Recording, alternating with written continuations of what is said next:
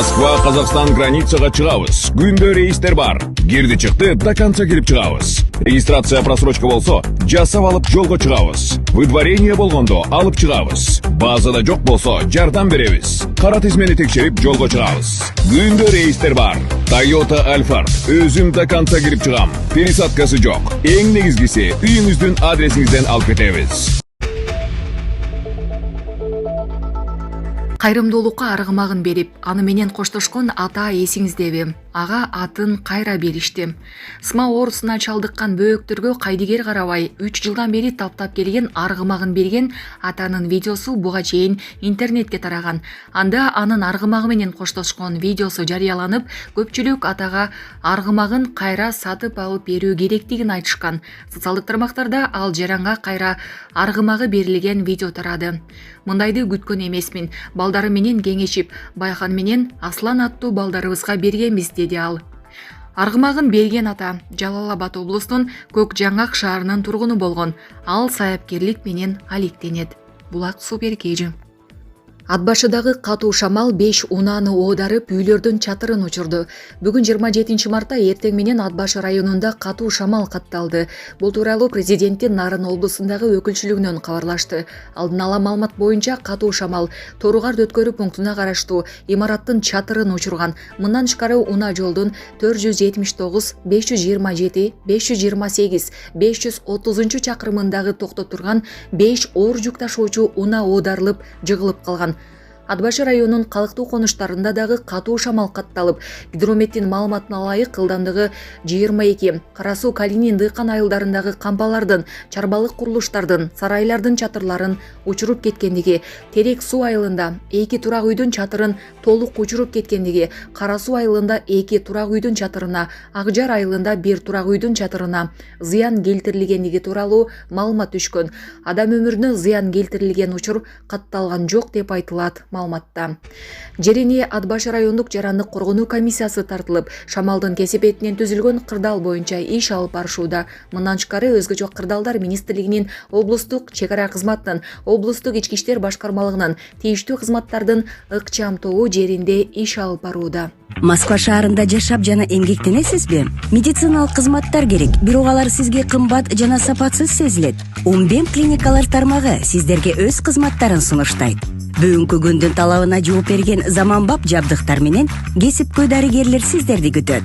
Бизде сиз стоматолог, тиш дарылоонун бардык түрлөрү, уролог, невролог, лор, терапевт, хирург, окулист, педиатр, УЗИ жана башка дарыгерлердин кеңешин алып дарылануу мүмкүнчүлүгү бар. Умбем клиникалар тармагы бул жогорку сапаттагы медициналык жабдыктар менен камсыз болгон профессионал дарыгерлер. Сиздердин ыңгайлуулук үчүн Умбем клиникаларынын Москва шаары боюнча 3 медициналык борбору иштейт. Өзүңүзгө ыңгайлуу даректи тандап медициналык кызмат алсаңыз болот. Ушул ай ичи бизге келип төмөндөгү кызматтарга арзандатуу менен медициналык кызмат алыңыздар. Ден соолугуңузга кам көрүүнү эртеңкиге калтырбаңыз. Умбем клиник Москва.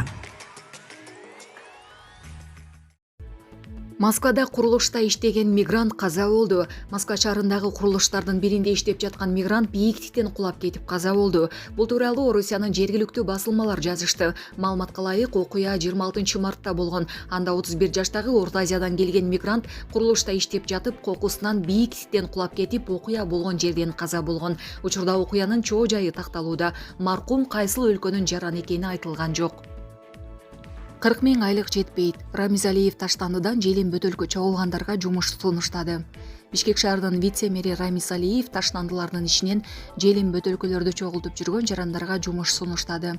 Социалдык баракчаларга тарап жаткан видеодо вице-мэр жарандар менен пикир алышып, алардын айлык акылары 40 000 сом боло тургандыгын билдирип жаткандыгын байкоого болот.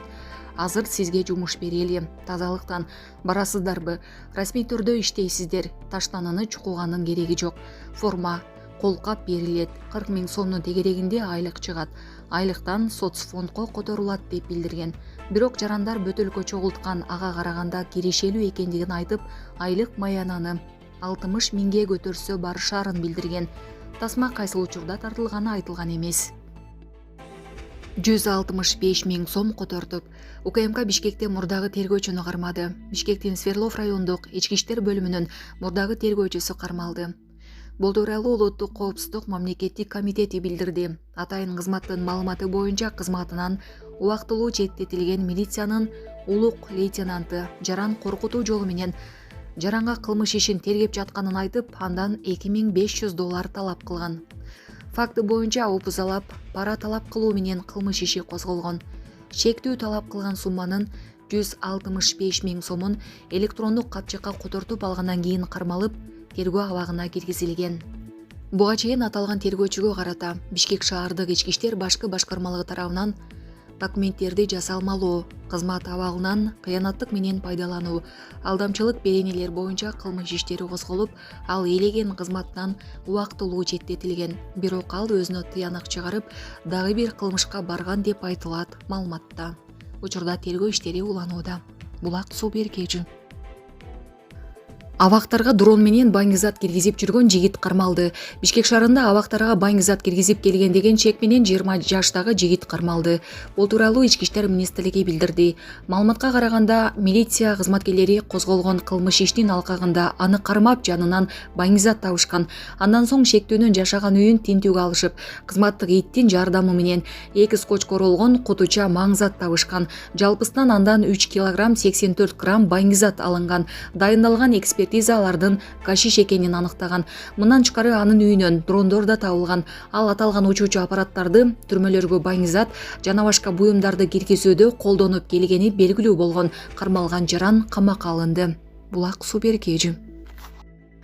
Чектен чыкты. Даниянын коргоо министри Трампка катуу жооп кайтарды. Даниянын коргоо министри Троэлс Лунд Полсен АКШнын президенти Дональд Трампты Гренландия боюнча айткан сөздөрү үчүн катуу сынга алды. Бул тууралуу чет элдик басылмалар жазышты.